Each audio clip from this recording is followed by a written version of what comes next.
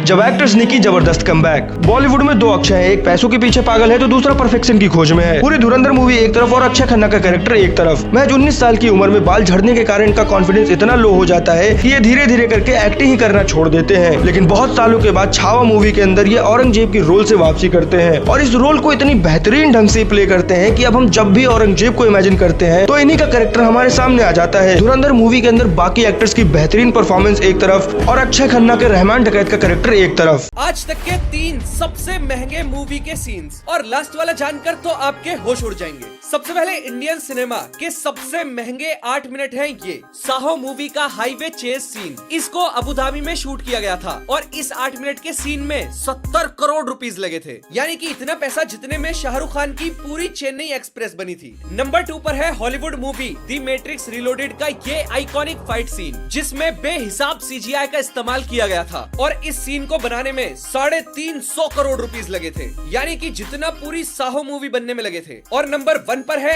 Avenger end game का ये final fight scene. ये सिनेमा के इतिहास की सबसे महंगी फाइट है जिसे बनाने में 600 से लेके 900 करोड़ रुपीस तक लगे थे। एक रिपोर्ट के हिसाब से भारत देश भर के सारे चोर लोग पुलिस, सीबीआई, आरबीआई, ईडी इनका ड्रेस यानी यूनिफॉर्म जो होता है वो ऑर्डर कर रहे हैं। देखो इंडिया में अगर आपके पास पुलिस का ड्रेस है तो साला कोई किसी को भी स्कैम कर लेता है। अभी बेंगलुरु में लिटरली एक एटीएम वैन जिसमें 7 करोड़ रुपए जा रहा था उसको रोका है, रुक रुक रुक, और बोला हम आरबीआई से हैं और सारा बैच आईडी सब दिखाया। अब एटीएम वालों को लगा कि हाँ ठीक है चेक कर लो और बस हो गया कांड। गन पॉइंट पे पूरे एटीएम वैन के 7 करोड़ रुपए को लूट लिया बेंगलुरु में। एचडीएफसी बैंक का था ये। देखो भाई अगर आप बड़े शहर में रहते हो, आपके घर में आए कोई बोले हम जीएसटी से हैं, हम इनकम टैक्स से हैं, हम सरकार का ये है, हम सरकार का वो है, सरकार के नाम से लूट रहे ये लोग, तो इनको घर के अंदर मत घुसने दो। पहले अपने रिलेटिव को कॉल करो या फिर किसी लोग को बुला लो। पहले घोर कलयुग वैसे भी आ गया है। लाइक सब्सक्राइब जरूर करना। इस बंदे ने एक ऐसा काम किया जिससे रातों रात भारत का नाम बाहर देशों में मिट्टी में मिल गया। दुनिया के सबसे स्वस्थ इंसान माने जाने वाले ब्रायन जॉनसन वही इंसान जो कि हेल्थ के मामले में पागल है। दिन के 100 विटामिन टैबलेट्स लेते हैं, साल के 12 करोड़ रुपए अपने बॉडी पे खर्च करते हैं। वही इंडिया आए, अरबपति निखिल कामत के पॉडकास्ट में आए, रूम में अचानक से वो एयर क्वालिटी इंडेक्स देखे और अचानक से उठ के चले गए इंटरव्यू के बीच में ही। फिर बाद में वो इंडिया में बहुत सारे पॉडकास्ट किए, लेकिन उनके इसी एक्ट ने, इसी सिचुएशन ने इंडिया के खराब एयर क्वालिटी को पूरे विश्व में एडवर्टाइज कर दिया और इसी घटना ने इंटरनेशनल मीडिया का अटेंशन बहुत भयंकर मात्रा में भारत की तरफ लाया था कि कैसे भारत में 300-400 एयर क्वालिटी इंडेक्स बिल्कुल नॉर्मल तरह से देखा जाता है। लोग तो प्राउड से बोलते हैं कि मेरे शहर में तो 500 एयर क्वालिटी इंडेक्स है भाई, पर ऐसा सच में नहीं होना चाहिए। लाइक सब्सक्राइब जरूर करना। ये जो तुम स्कूल और ट्यूशन में जाके ये पढ़ते हो ना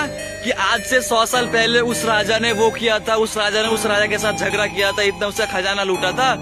आज यही रीजन है कि आज हमारे इंडिया इतना पीछे है। इसीलिए तो थैनोस ने एक डायलॉग बोला था कि इंसान अपने बीते हुए कल को जख्मों की तरह चाटता है और जब तक ये बेवकूफ लोग अपने बीते हुए कल को भुला नहीं सकता, ये कभी अपने आने वाले कल को अपना नहीं सकता, ये कभी नहीं सुधरेगा। थैनोस ने सही बोला था भाई, इतिहास में आज से 100 साल पहले किसी ने कुछ किया था, वो रड्डा मारकर कुछ मिलेगा तुम्हें, कुछ हासिल होगा। भाई देखो मैं पढ़ाई को गलत नहीं बोल रहा, और भी बहुत सारे लाइफ साइंस है, फिजिकल साइंस, मैथमेटिक्स और भी बहुत सारे, वो सब कुछ करो, लेकिन ये एक एक पन्ना भर जाता है आंसर में, इतिहास में रड्डा मारो वगैरह वगैरह, ये सब कुछ भाई ये पढ़ के ना आज से 100 साल पहले किसने कुछ किया था ये पढ़ के तुम्हें लिटरली कुछ नहीं मिलने वाला। चाहे तुम्हें बुरा लगे मेरी बात सुनकर, बहुत ऐसा हो सकता है बहुत टीचर लोग भी ये वीडियो देख रहा है। भाई टीचर अगर आप सर वीडियो देख रहे हो ना, सर मुझे कमेंट करके ये बताओ कि आज से 100 साल पहले किसने कुछ किया था, वो रड्डा मारकर हमें कुछ मिलेगा?